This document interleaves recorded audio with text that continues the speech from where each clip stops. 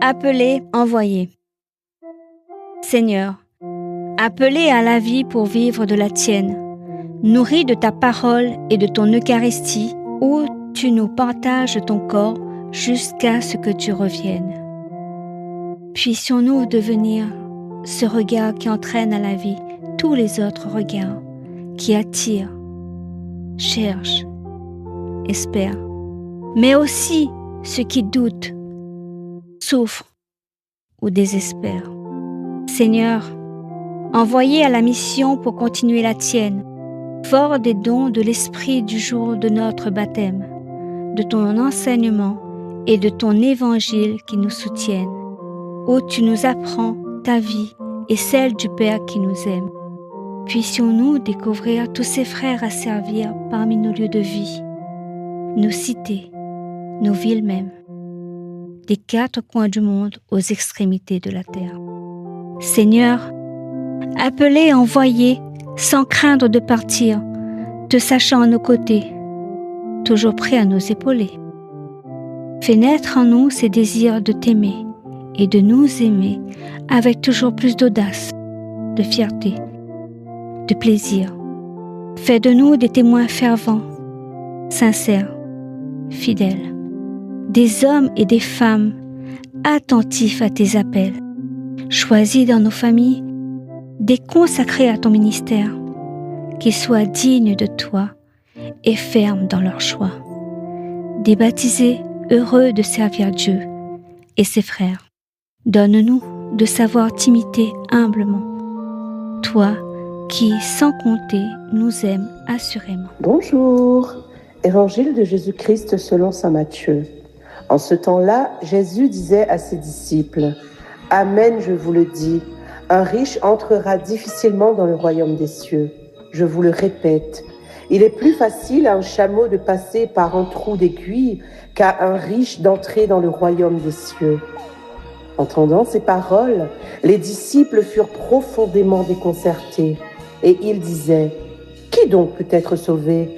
Jésus posa sur eux son regard et dit, « Pour les hommes, c'est impossible, mais pour Dieu, tout est possible. » Alors, Pierre prit la parole et dit à Jésus, « Voici que nous avons tout quitté pour te suivre. Quelle sera donc notre part ?» Jésus leur déclara, « Amen, je vous le dis. Lors du renouvellement du monde, lorsque le Fils de l'homme siégera sur son trône de gloire, vous qui m'avez suivi, vous siégerez vous aussi sur 12 trônes pour juger les 12 tribus d'Israël. Et celui qui aura quitté à cause de mon nom des maisons, des frères, des sœurs, un père, une mère, des enfants ou une terre, recevra le centuple, et il aura en héritage la vie éternelle. Beaucoup de premiers seront derniers, beaucoup de derniers seront premiers. Acclamons la parole de Dieu. Soyez tous bénis. Tous les yeux te cherchent. Tous les yeux te cherchent, Seigneur. Les yeux bleus comme l'azur, les yeux verts comme les prés, les yeux noisettes, couleur de quelques fruits, les yeux noirs comme ceux de Maria. Tous les yeux se ferment pour te prier, Seigneur. Les grands yeux de la peur, les yeux malades des orphelins d'outre-mer et du Vietnam, les yeux effarés des prisonniers, des affamés, des fous, les yeux inachevés des aveugles, les yeux fiévreux des enfants noirs de l'Afrique et de Harlem. Mais prends en pitié aussi ces yeux qui t'oublient, Seigneur, les yeux errants des délinquants, les yeux égarés des drogués, les yeux vides de l'agonie, les yeux vengeurs des agresseurs, les yeux perdus des matérialistes, des athées, même les yeux heureux des amoureux. Ces yeux, Seigneur, qui n'ont plus le temps de te regarder. Mon bonheur à moi, c'est d'avoir eu des yeux, me permettant de te voir et de voir le monde vivre, bien qu'il ne soit pas toujours beau entre les mains des hommes. Merci, Seigneur. Chers amis, auditeurs, auditrices de Radio Arc-en-Ciel, je rappelle, hier, bonjour, Marcel, hier, Jésus te viendra rencontrer un jeune homme riche, un bouc-sérieux, religieux, correct, bref, le genre de personne que nous aimerions avoir comme gendre, ou bien que nous aimerions avoir dans notre conseil paroissial. Et pourtant, Jésus a demandé à lui, comme je te rappelle, de lâcher toutes ses bonnes richesses pour suivre lui. Et le monsieur l'a parti tout triste. Pourquoi ? Parce qu'il avait beaucoup de biens. Mais plus grave encore, ces bons biens t'y possèdent à lui. Alors, Jésus, il lance la phrase là aujourd'hui qui met à nous un peu mal à l'aise. Il est plus facile à un chameau de passer par le trou d'une aiguille qu'à un riche d'entrer dans le royaume des cieux. Et nous pouvons entendre les disciples penser, mais Seigneur, arrête de connaître là, t'es là, fout de la gueule des gens, là, exagère quoi, wattige, ou exagère sur nous. Et nous aussi, maman, nous là, on a envie de négocier. Seigneur, est-ce qu'on parle vraiment de moi? Parce que moi, là, moi, je ne suis pas milliardaire, je ne suis pas millionnaire, la boutique chinoise, là, pas mon papa, le magasin arabe, là, pas mon maman. Mais c'est un petit appartement, c'est Madère, c'est Dré, Zodiac. Mais un petit loto, mon Dieu Seigneur, traca. Mais un compte en banque, où ça, le 5 du mois. Et le 5 du mois, c'est fin de mois difficile. Enfin, il a aussi plusieurs comptes, mais il a des comptes à rendre aussi, mais pas pareil. Hein. Alors, le problème, c'est pas d'avoir beaucoup de biens. Le problème, c'est quand les biens, ils commencent à posséder à nous. Donc, comme si le bien, il ne prend pas de notre corps, il n'y a pas de... Ouais, il fait cause à nous, il fait dire nous n'importe quoi. Nous sommes peut-être pauvres en argent, mais nous sommes extrêmement riches en égoïsme.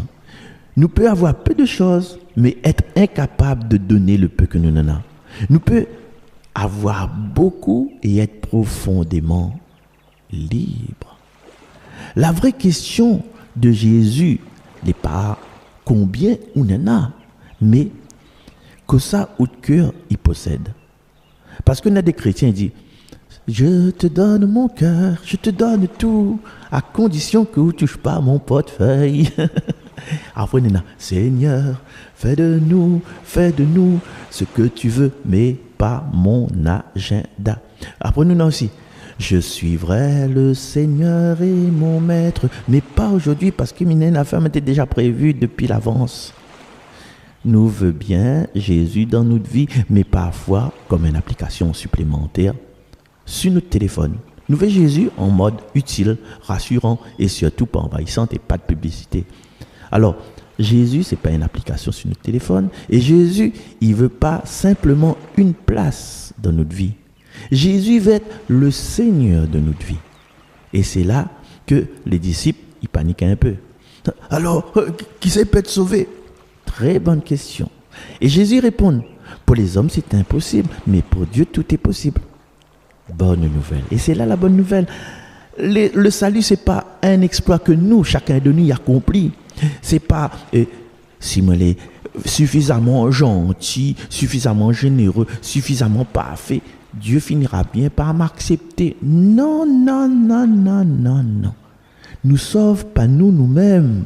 C'est Dieu qui sauve à nous. Et c'est précisément ça même nous peut lâcher prise. Nous largue la corde. Nous pas en bas nous. Mais bon Dieu finit mettre son filet de protection pour empêcher nous casser notre gueule. Pierre dit comment? Pierre toujours dit. Il compte là. Il compte. Il fait le décompte. Seigneur, bon, d'abord nous là qui tout poursuivre à haut. Et là que ça nous fait, alors que ça nous aura. Ah, Pierre. Même quand les disciples là, ils pensent encore être en comptabilité. Seigneur, je laisse mon bac, je laisse mon canot, mon filet, mon zin, mon zappa, mon activité professionnelle. C'est quoi le retour sur investissement? Et Jésus répondit en substance, Pierre, avec moi, ou peut-être pas au change. Frères et sœurs, l'évangile il pose à nous aujourd'hui une question simple et très dérangeante. Que ça nous refuse de remettre dans les mains de Dieu. Mon argent, mon confort, mon pouvoir, mon réputation, mon besoin d'avoir raison, mes bonnes rancunes, mon contrôle sur les autres. Parce que nous pouvons avoir les poches pleines, portefeuille plein, compte en banque plein, mais le cœur vide. Nous pouvons avoir des poches vides, retourner comme mes pères, Père Clovis a dit moi une fois là, mais avoir le cœur immense. Le royaume de Dieu, il ne commence pas quand nous là, enfin, tout réussi. Là, il commence quand nous arrêtons de dire, tout est à moi. Là, il commence. Alors aujourd'hui, pas besoin de nous demander seulement, Seigneur, donne-moi davantage. On nous demande plutôt, Seigneur, libère à moi de tout ce qui empêche à moi de suivre à haut. Et peut-être que Jésus va monter à nous une affaire concrète, une personne à pardonner, un pauvre à aider, un bien à partager, une habitude à abandonner, une sécurité à lâcher, une peur à confier. Peut-être nous va découvrir alors une affaire étonnante. Ce que nous y pensons perdre en donnant à Dieu, nous retrouvons à l'y transformer en liberté. Parce qu'au fond, le vrai riche, ce n'est pas la personne qui possède un tas. Le vrai riche, c'est celle qui n'a plus besoin du tout de posséder pour être heureux. La paix. Jadis, la paix faisait errer nos consciences et restait ce trésor que chaque être recherchait. Dans cet Éden céleste, sur ces terres exilées, des oasis perdues au fin fond de la science. Vol, viol, attentats. Aujourd'hui, rien n'est plus. Du moins sur cette planète, c'est peine perdue. La paix n'est autre que le repos destiné de l'âme, de l'esprit, du corps réanimé. La paix, c'est l'Éden, où l'on rencontre Dieu.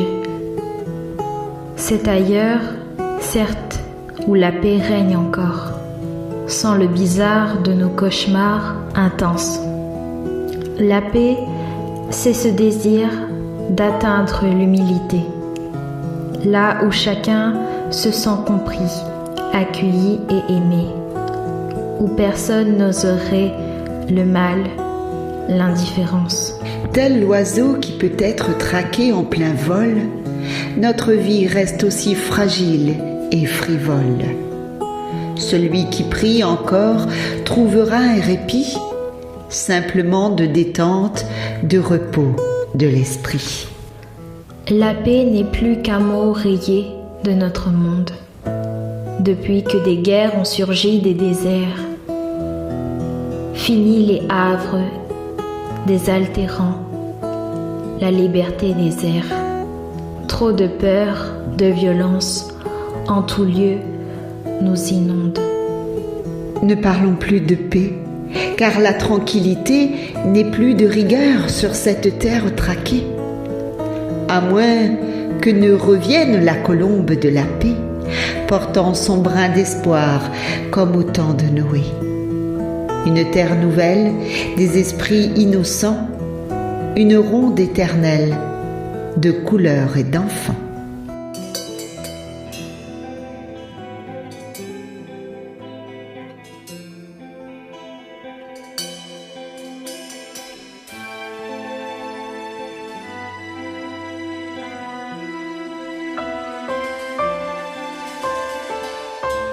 J'avais oublié à quel point on se sent petit.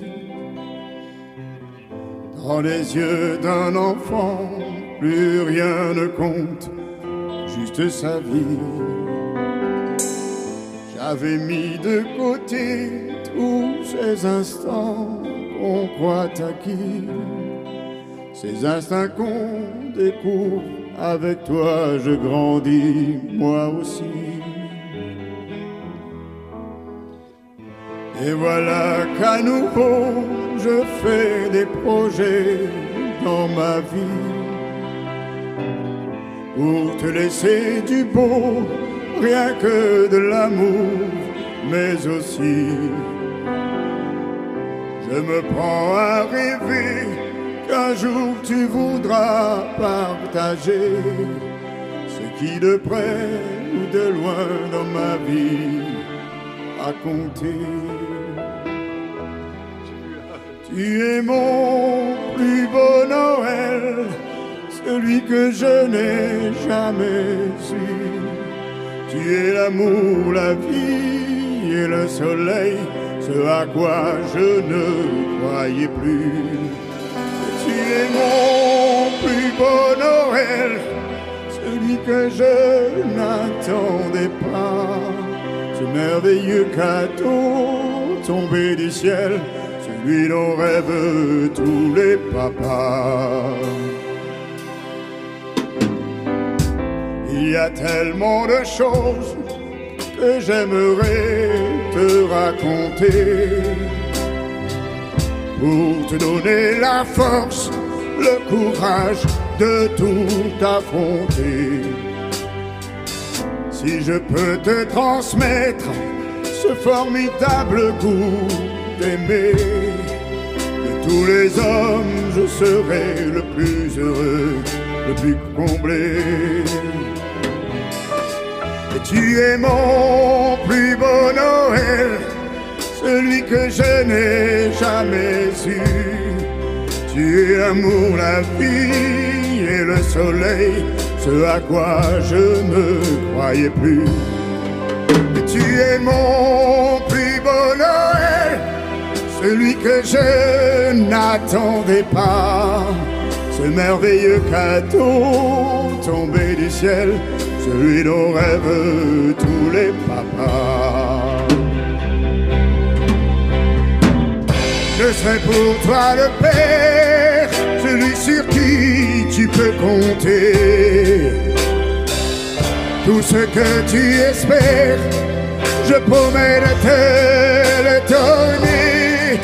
Tu es mon plus beau Noël, celui que je n'ai jamais su.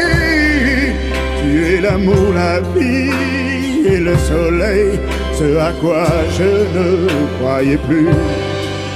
Tu es mon plus beau Noël, celui que je n'attendais pas.